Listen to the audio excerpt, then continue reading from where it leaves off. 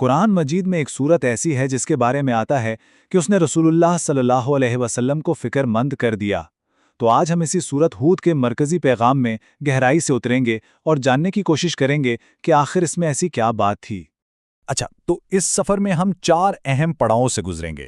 سب سے پہلے دیکھیں گے کہ سورہ ہود کا اصل مرکزی پیغام ہے کیا، پھر ہم چلیں گے حضرت نوح علیہ السلام کے قصے کی طرف، اس کے بعد حضرت ہود اور صالح علیہ السلام کے واقعات کا جائزہ لیں گے، اور آخر میں ان سب کہانیوں کو جوڑ کر وہ ایک مستقل الہی قانون سمجھنے کی کوشش کریں گے جو ان میں چھپا ہوا۔ چلیں تو شروع کرتے ہیں پہلے حصے سے، سورت ہود کا مرکزی پیغام، جو دراصل استقامت کا ایک بہت بڑا مطالبہ ہے۔ سورت کا آغاز ہی اس کی عظمت بیان کرتا ہے۔ بتایا جا رہا ہے کہ یہ کوئی عام کتاب نہیں ہے، اس کی آیتیں آپ دیکھیں پہلے ایک دم محکم کی گئیں، یعنی ان میں کوئی جھول نہیں، کوئی کمزوری نہیں، اور پھر انہیں تفصیل سے کھول کر بیان کیا گیا ہے۔ اور یہ کس کی طرف سے ہے؟ اس ذات کی طرف سے جو حکمت والی بھی ہے اور ہر چیز کی خبر رکھنے والی بھی۔ اور پھر آتی ہے وہ آیت جو اس سورت کی آپ کہہ لیں روح ہے، تو تم سیدھے راستے پر ڈٹے رہو جیسا کہ تمہیں حکم دیا گیا ہے۔ یہ حکم صرف نبی صلی اللہ علیہ وسلم کے لیے نہیں تھا، بلکہ ان سب کے لیے بھی تھا جو ان کے ساتھ ایمان لائے۔ اور یہی وہ حکم ہے، یہی استقامت کا وہ مطالبہ ہے جس کے بوجھ کا ذکر آتا ہے کہ اس نے آپ صلی اللہ علیہ وسلم کو فکر مند کر دیا تھا۔ تو سوال یہ اٹھتا ہے کہ بھئی اس استقامت پر اتنا زور کیوں دیا جا رہا ہے؟ اس حکم کی گہرائی کو سمجھانے کے لیے یہ صورت ہمیں ماضی میں لے جاتی ہے۔ یہ ہمیں ان نبیوں کے قصے سناتی ہے جنہیں اپنے دور میں شدید ترین مخالفت کا سامنا کرنا پڑا تھا۔ اور اس سلسلے کا پہلا اور شاید سب سے مشہور قصہ ہے حضرت نوح علیہ السلام کا، جو ایمان کے ایک بہت بڑے امتحان کی کہانی ہے۔ تو کہانی شروع ہوتی ہے جب اللہ تعالیٰ حضرت نوح کو ان کی قوم کی طرف بھیجتے ہیں۔ پیغام بالکل واضح اور سیدھا تھا، میں تمہیں صاف صاف خبردار کرنے آیا ہوں۔ مشن کیا تھا؟ اپنی قوم کو شرک سے ہٹا کر ایک اللہ کی بندگی کی طرف لانا۔ اب ذرا یہاں دعوت اور اس پر آئے رد عمل کا تضاد دیکھیں۔ ایک طرف حضرت نوح کی کتنی ہمدردانہ پکار ہے، اے میری قوم، اللہ کی عبادت کرو، اس کے سوا تمہارا کوئی خدا نہیں، اور دوسری طرف قوم کا تکبر سے بھرا جواب، اے نوح، بہت بحث کر لی تم نے ہم سے، بس اب لے آؤ وہ عذاب جس کی دھمکیاں دیتے ہو اگر تم واقعی سچے ہو۔ تو اس کھلی سرکشی کا انجام کیا ہوا؟ ایک زبردست طوفان، ہر طرف پانی ہی پانی، جس نے سب کچھ ڈبو دیا۔ نجات کسے ملی؟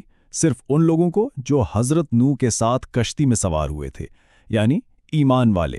لیکن بات یہاں ختم نہیں ہوتی۔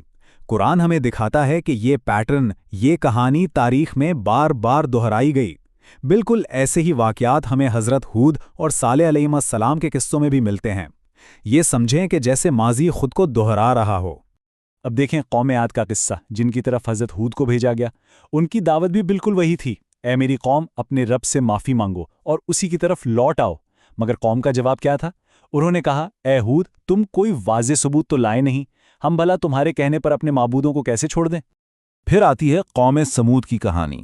ان کے پاس اللہ کے نبی حضرت صالح ایک کھلا معجزہ لے کر آئے، اللہ کی اونٹنی، اور انہوں نے اپنی قوم سے بس ایک ہی بات کہی کہ دیکھو اسے کوئی تکلیف نہ پہنچانا۔ لیکن قوم نے کیا کیا؟ انہوں نے نہ صرف اللہ کی نشانی کو جھٹلایا بلکہ اس اونٹنی کو مار ڈالا۔ اور ان دونوں قوموں کا انجام بھی بالکل ایک جیسا ہوا۔ قوم عاد ہو یا قوم سمود، دونوں ہی اپنے تکبر اور اپنی سرکشی کی وجہ سے تباہ و برباد ہو گئیں، اور ان کی تباہی بعد میں آنے والوں کے لیے ایک نشانی، ایک عبرت بنا دی گئی۔ تو جب ہم ان سارے قصوں کو ایک ساتھ دیکھتے ہیں نا، تو ایک بہت واضح پیٹرن، ایک طرز عمل نظر آنے لگتا ہے، اور یہی دراصل اللہ کا وہ نہ بدلنے والا قانون ہے جسے سمجھنا بہت ضروری ہے۔ یہ قانون ہمیں 4 اسٹیپس میں کام کرتا دکھائی دیتا ہے۔ پہلا اسٹیپ، اللہ کا نبی ایک واضح پیغام لے کر آتا ہے۔ دوسرا اسٹیپ، قوم اپنے تکبر میں آ کر اسے رد کر دیتی ہے۔ تیسرا اسٹیپ، اللہ کا عذاب آ پہنچتا ہے، اور چوتھا اسٹیپ، ایمان والوں کو بچا لیا جاتا ہے اور انکار کرنے والے ہلاک کر دیے جاتے ہیں۔ یہی وہ سائیکل ہے جو ہمیں ہر قصے میں بار بار نظر آتا ہے۔ تو آخر میں اس پوری صورت سے ہمیں کیا سبق ملتا ہے؟ کچھ بہت اہم نکات ہیں۔ پہلا، کہ حالات کتنے ہی مشکل کیوں نہ ہوں، صبر اور استقامت ہی کامیابی کی کنجی ہے۔ دوسرا، تکبر اور حق کا انکار سیدھا تباہی کی طرف لے جاتا ہے۔ تیسرا، اللہ کا وعدہ ہے کہ ایمان لانے والوں کے لیے ہمیشہ رحمت اور نجات ہے۔ اور چوتھی اور شاید سب سے اہم بات، اللہ کے قانون بدلتے نہیں، وہ ہمیشہ ایک جیسے رہتے ہیں۔ اور آخر میں یہ صورت ہمیں ایک بہت گہرے سوال کے ساتھ چھوڑ جاتی ہے۔